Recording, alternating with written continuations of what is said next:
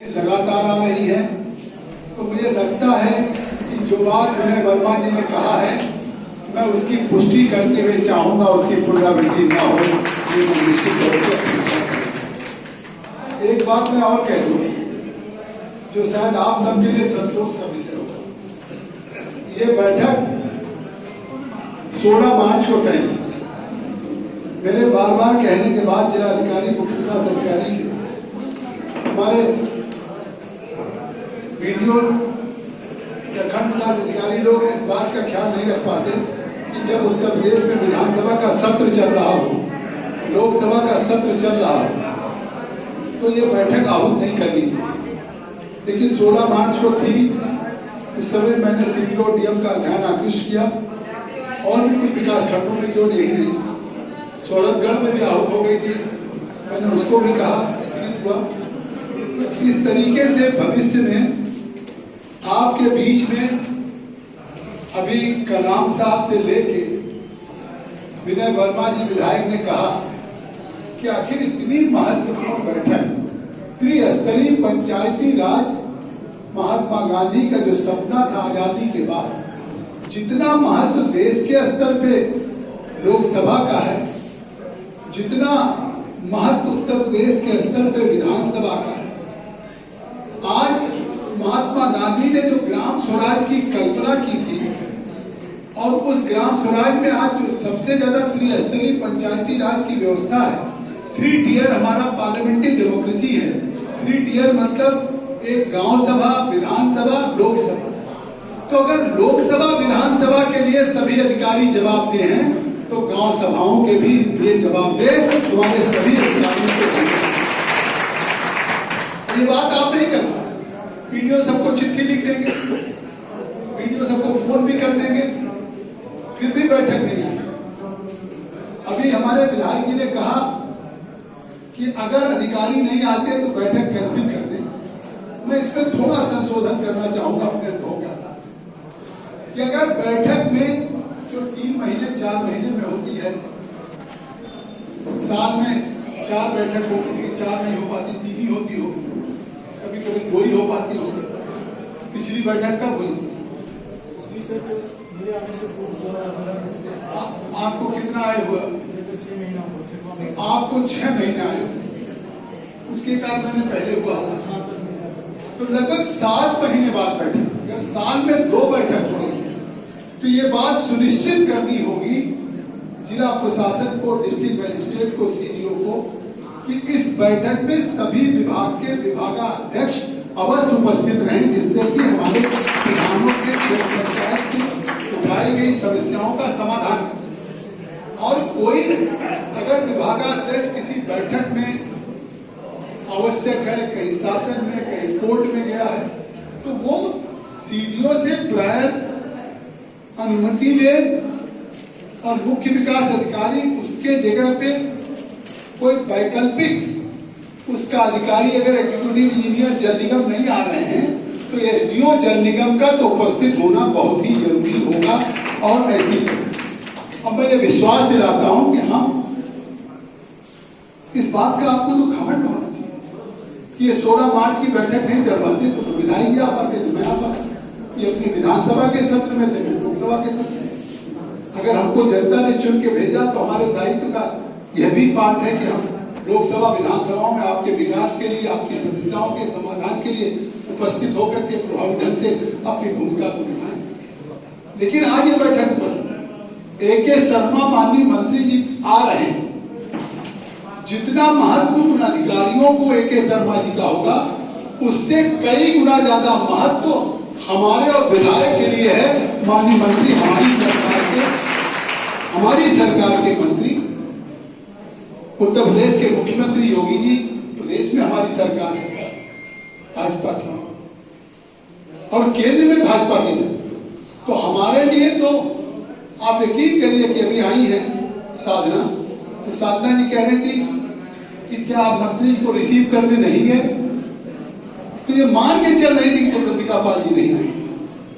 आप ये तो सोचिए कि वाकई हमारे कैबिनेट मिनिस्टर हैं, जिले प्रभारी हैं, वो आ रहे थे, मैं जाता हूं उनको रिसीव करने, क्योंकि मेरा पूरा जिला है, मानिए आप विधायक हमारा जिला मुख्यालय चला जाएगा, अपनी विधानसभा में करेगा, लेकिन मुझे तय करना था कि मैं उनको आज रिसीव करने फांसी रुधौली बॉर्डर पे जाऊं गिरई में, या अपने पढ़नी विकास खंड के सम्मानित प्रधानों की बैठक में उपस्थित होने का फैसला करूं। तो मैंने बिना क्षण मैंने निश्चय कर लिया कि हमको उनको रिसीव करने से ज्यादा महत्व है कि हम पढ़नी की बैठक में उपस्थित हों। यह हमारी विधानसभा नहीं है, यह हमारी लोकसभा नहीं। विधानसभा में दस्तखत होती है, लोकसभा में हमारी दस्तखत होती है। हमारी पार्टी लोकसभा विधानसभा में उपस्थिति में 3 लाइन व्हिप करती है, वहां पे विधेयक पास होता है, बजट पास होता है, वहां हमारा उपस्थित रहना आवश्यक है। यहाँ हमारी कोई उपस्थिति आवश्यक नहीं। हम पदेन सदस्य हैं, हम भी आप जैसे सदस्य हैं, इसलिए कि हमारे सांसद हैं, आप विधायक। लेकिन आप स्वयं सोच सकते हैं कि आज चुने हुए अगर आप जनप्रतिनिधि गांव की इकाई के प्रधान हैं, तो चाहे हमारे माननीय मंत्री जी आ रहे हैं तो उनकी भी बैठक जाएंगे, चाहे थोड़ा लेट भी हो जाए, लेकिन हम अपने गांव की इकाई के जनप्रतिनिधियों के महत्व को निरूपित करके जाएंगे, उनको सम्मानित करेंगे। और एक बात मैं संशोधन करने के लिए जो कहा, बैठक नहीं निरस्त होगा, लेकिन वीडियो साहब किसको किसको बुलाया था, किसके किसके विभाग से नहीं आए, मैं यही घोषणा कर रहा हूं कि हम और विधायक दोनों शासन में उन लोगों के खिलाफ कार्रवाई कराएंगे। ये बात है, कि कोई बात हमने कह दी तो मैं विधायक जी के पास चला जाऊंगा, साहब तो सांसद जी मेरा विरोध कर रहे हैं तो हमारे विधायक जी मदद कर देंगे, और हमारे पास कोई चला आएगा तो विधायक जी, हमारा सांसद जी विरोध कर रहे हैं, विधायक जी मदद कर देंगे, सांसद उनका नाम ले देंगे। लेकिन मैं कहता हूं कि सवाल विधायक और सांसद, आज हम भी चुने हुए जनप्रतिनिधि हैं, एक एक दरवाजे पे हम भी आज जाते हैं। जैसे आप अपने गांव के लोगों को संतुष्ट करते हैं, ऐसे वो हमारे विधायक विधानसभा को संतुष्ट करते हैं, हम अपनी लोकसभा को करते हैं। तो जब हम अपनी जनता के लिए संतुष्ट और जवाबदेही की भावना है कि आज हमारे वरिष्ठ मंत्री के बावजूद भी अगर बढ़नी की विकास की बैठक हुई विकास खंड की 6 पंचायत और विधानसभा लोकसभा सत्र में नहीं है, तो हमने तय किया कि हम पहले यहाँ की बैठक जाएंगे, तब जिला मुख्यालय से जाएंगे। अगर हम आ सकते थे तो हमारे अधिकारी क्योंकि उनको 2 बजे आना है, अब 3 बजे, पहले 2 बजे था, 3 बजे हो गया, ठीक है। प्रेस कॉन्फ्रेंस करेंगे, फिर जिला योजना की बैठक 4 बजे होगी। तो हम लोग ये बात लिस्ट बना के दे दीजिए, हम यहाँ के जिलाधिकारी सीडीओ भी कहेंगे कि बार बार कोई ऐसी बात है, विधायक जी कलाम साहब ने कहा कि बार बार कहा जाता है। और जब मैं समझता हूँ कि अगर अधिकारी स्वयं विभागाध्यक्ष या उसका प्रतिस्थापनी कि अगर वो नहीं आ सकते तो उनके जगह पर उनका नॉमिनी कोई दूसरा अधिकारी अगर वो नहीं भेजते हैं, तो ये केवल लापरवाही नहीं है, अपने कर्तव्य के पालन से भी वो विमुख होते हैं, शासकीय दायित्व से भी विमुख होते हैं, इसकी जवाबदेही। तो मैं समझता हूं कि कहीं के जिले में कोई जाए नहीं। आप सौभाग्यशाली हैं कि आपकी बैठक में, चाहे ऐसा मैंने कोई नाम नहीं लेता, लेकिन प्राय इन बैठकों में विधायक सांसद नहीं उपस्थित हो पाते, और इनके लिए भी 2 जगह विधायक निधि के सड़क का उद्घाटन करते। मुझे बूथ सशक्तिकरण में भी हमारे योगेश जी, मंडल अध्यक्ष जी, काका जी, राज्य के साथ जाना, लेकिन इसके बावजूद भी हम ये समझते हैं कि जब हमारी गांव सभाएं मजबूत होगी, जब हमारी गांव सभाओं में योजनाएं लागू होंगी, तो उन योजनाओं से ही, चाहे केंद्र का पैसा है चाहे प्रदेश का पैसा है, वो पैसा कि मनरेगा का आ रहा है, चाहे स्वच्छता अभियान में आ रहा है, चाहे पेयजल में आ रहा है, चाहे हर घर को जल नल से आ रहा है, तो ये सारा पैसा तो केंद्र का है या प्रदेश का। खर्च गांव पे हो रहा है, खर्च गांव पे हमारा प्रधान कर रहा है, चाहे सेक्रेटरी कर रहे हैं, विकास खंड कर रहे हैं। तो उन कार्यों की गुणवत्ता, उन कार्यों का लक्ष्य पूरा करना भी आवश्यक है। और मैं समझता हूं कि जब 4 महीने 6 महीने की बैठक में लोग नहीं आएंगे, तो वीडियो से तो रोज आप ब्लॉक दिवस पे प्रत्येक माह के प्रथम और तृतीय बुधवार को मिलते हो, उस दिन भी आपके लोग हैं।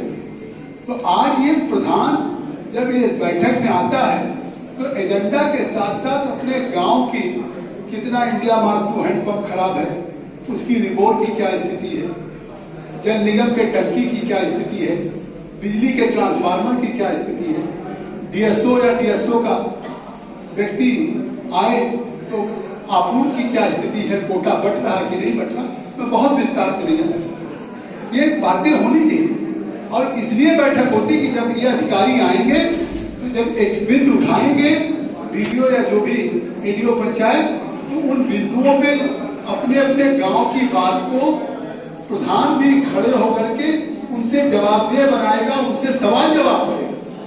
केवल ये बैठक एक औपचारिकता के रूप में केवल भाषण सुनने के लिए नहीं आए हैं, आपका जवाब देने के लिए बैठक होती है। तो इसलिए भविष्य में ये बात सुनिश्चित होनी चाहिए कि आज इसमें अगर सफाई का व्यक्ति नहीं है ठीक है, हम आप वहां भी कहें डीएम से जिला समाज कल्याण का कोई प्रतिनिधि भी नहीं है, जिला प्रोफेशन का भी नहीं कोई, जिला दिव्यांगजन नहीं आया, जल निगम, जिला पूर्ति अधिकारी, जिला पंचायत, जिला स्तरीय अधिकारी सब आवश्यक। लेकिन इस बैठक का क्या बात है? आखिर अगर लोग नहीं आएंगे तो इस बैठक का क्या मतलब?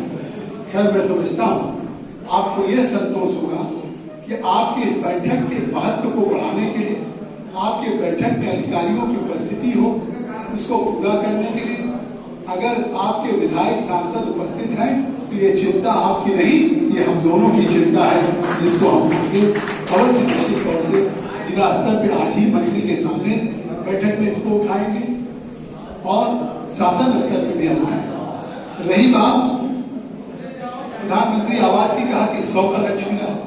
देखिए हम लोगों ने पिछले दिनों प्रयास किया 2022 तक प्रधानमंत्री आवास का लक्ष्य जितना उत्तर प्रदेश से वीडियो साहब अपडेट किया गया पोर्टल पे, सारा शासन को केंद्र सरकार ने बार बार रिमाइंड करके लक्ष्य मांगा गया, उसको लक्ष्य को उतने के पैसा सापेक्ष दिया और पैसा देने के बाद वो योजना बंद। लेकिन हम लोग गांव गांव में देख रहे थे कि इसके बावजूद भी जो पात्र लोग हैं वो छूट गए। तो ये योजना केंद्र सरकार की प्रधानमंत्री आवास की बंद हो गई। लेकिन मैं आज इस बढ़नी में धन्यवाद देना चाहूंगा कि हम सांसदों ने प्रधानमंत्री जी से कहा, यानी गिरिराज जी से कहा, हमारे यहाँ 2 ब्लॉक तो ऐसे हैं उसका और बड़पुर जहाँ एक भी गांव नहीं, एक गांव में एक घर भी प्रधानमंत्री आवास नहीं है।